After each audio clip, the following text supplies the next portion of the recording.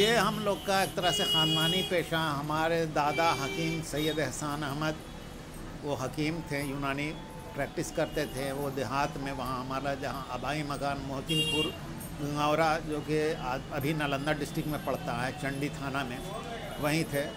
तो वहीं वो प्रैक्टिस करते थे। तो उनके गुजरे हुए भी हम समझते हैं कि 80-90 साल हो गया होगा, तो करीब करीब लगभग।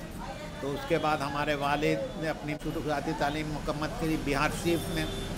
उसके बाद वो चले गए तिब पढ़ने के लिए इलाहाबाद। उसके बाद वहाँ से उन्होंने DIM की डिग्री लेके आए। अपने शुरुआती दौर की प्रैक्टिस उन्होंने मोहसिनपुर गंगौरा अपने आबाई वतन में की। उसके बाद वो पटना चले आए। पटना में वो कंघैया टोला में रहते थे, वहीं उनका मतब था। फादिर बख्श की मस्जिद है, उसके बगल में काफ़ी दिन तक प्रैक्टिस की। फिर वो लगभग 1954-55 के आसपास के वो चले गए फतूहा, गोविंदपुर में वो प्रैक्टिस करते थे। तो वहाँ भी 5-6 साल प्रैक्टिस किया। इन द मीन टाइम उनका तबीयत कुछ ख़राब हो गई। तो वो फिर लौट के चले आए पटना सिटी। हम लोग रहते थे मौलपुरा पटना सिटी में। उसके बाद हमारे फूफा लगते थे डॉक्टर मोहिउद्दीन अशरफ साहब, देसना के रहने वाले थे। बाढ़ में उनकी पोस्टिंग थी, एज ए पोस्ट मास्टर थे। अब 100 साल हो रहा होगा अंदाज़न। उसका बाद उनका कुछ डिपार्टमेंट से थोड़ा डिफरेंस हो गया, तो उन्होंने रिज़ाइन कर दिया। अब वो अच्छी होम्योपैथी जानते थे, तो वहीं उन्होंने बाढ़ स्टेशन के बगल में ज़मीन लिया, वहाँ पर मकान बनाया और उन्होंने अपनी प्रैक्टिस होम्योपैथिक शुरू की। वो बहुत शुरुआती दौर का था। बाढ़ में भी कोई डॉक्टर प्राइवेट में नहीं थे।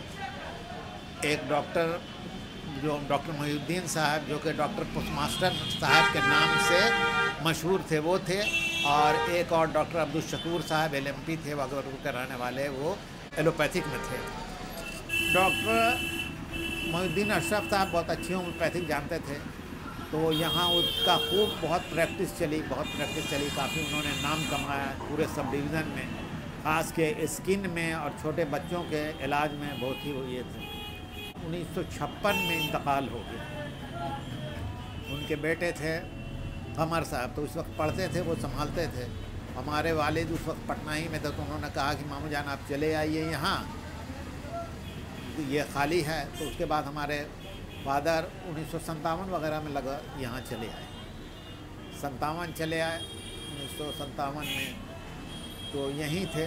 उसके बाद फिर वो डॉक्टर वो कमर साहब जो थे, वो चले गए पाकिस्तान जाने के बाद जो इनका, हम लोग के जो घर जिसमें रहते थे और जहाँ दवाखाना था, वो स्टेशन के बगल में था। तो उन्होंने एक बंगाली से एक्सचेंज करा लिया उस मकान को। वहाँ से ढाका में उनकी जायदाद थी, वो ले लिया, यहाँ उनको दे दिया। फिर हम लोग माजिदपुर चले गए और 1 जनवरी 1962 से हमारी ये दुकान, जहाँ हम बैठ के बोल रहे हैं अभी, ये हमारे वालिद साहब ने, डॉक्टर हकीम अब्दुल अलीम साहब ने कायम किया इसको। और 1 जनवरी 1962 से ये दुकान हमारी, ये जो क्लिनिक है होम्योपैथिक की, ये चल रही है।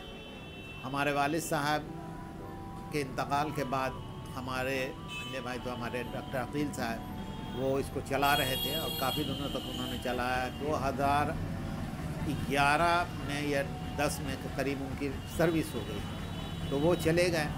चूँकि हमारे साथ भी ये था कि हम पहले अप्पा के साथ रहते थे और प्रैक्टिस करते थे उनके साथ, तो हमारा भी लाइसेंस हम लोग बनाए, उस ज़माने में हम करते थे। और फिर हमने ऑल इंडिया सर्विस करने के बाद, रिटायर करने के बाद आए, तो हमारा तो लाइसेंस वगैरह सब चीज़ था, हम जानते भी थे। तो हमारे भाई साहब जब चले गए यहाँ से, तो हम 2012 से, जून वगैरह 2012 से अभी तक हम यहाँ प्रैक्टिस कर रहे हैं। और अल्लाह ताला जो भी भेजता है, जैसी अब तो पहले वाली बात नहीं रही, लेकिन जो भी जैसा था वैसा कर रहे हैं। और अब यह हमारा जो मालिक मकान पहले थे हलीम मुख्तार साहब, उन्हीं के दुकान थी। अब उनकी पोती जो है उसके हिस्से में पड़ा है, तो वो इस दुकान को तोड़कर बनाना चाहती है, मार्केट वगैरह जो भी हो। तो उसने ये नोटिस दिया भाई। तो नोटिस देने के बाद है कि हम 31 मार्च को ये दुकान मैं छोड़ दूँगा, उसको हैंड ओवर कर दूँगा। इस तरह ये हमारी जो ये ब्रीफ हिस्ट्री जो है हमारे ख़ानदान की, ये हमारे जो मेडिकल हिस्ट्री जो है हमारे वालिद से, हमारे भाई की हमारी है, यही इतने दिन तक चला। हमको याद है कि हम शायद 9वीं क्लास में पढ़ते थे, जो हमारे आए थे, तो हम वालिद को अपने असिस्ट करते थे। और ये एक लगाव है, एक मेंटल लगाव या एक जो भी कहिए उसका एक ये है, साइकोलॉजिकल इफ़ेक्ट है। तो अब ये एक चीज़ है कि इतने दिन से 58 साल से हमारी दुकान थी, अब ये ख़त्म हो रही है यहाँ पर से, तो कुछ अच्छा तो नहीं लग रहा हमको। ये था एक जनरेशन, एक क्या 2 जनरेशन, 2 जनरेशन माने हम 12 साल के थे, अभी मेरी उम्र 70 साल हो रही है, तो इसके बीच कई जनरेशन आ गया चल रहे। तो अब लेकिन अब क्या किया जाए, तो उसमें तो कोई ये नहीं, जिनके जो ज़मीन है जो है वो खाली कराना चाहते हैं। और क्योंकि मार्केट यहाँ पर इतनी बढ़ गई है, वैल्यू इतना ज़्यादा हो गया है, किराया भी इतना ज़्यादा बढ़ गया है कि अब होम्योपैथिक वगैरह से मानी किराया ये करना, उसको मेंटेन करना मुश्किल है।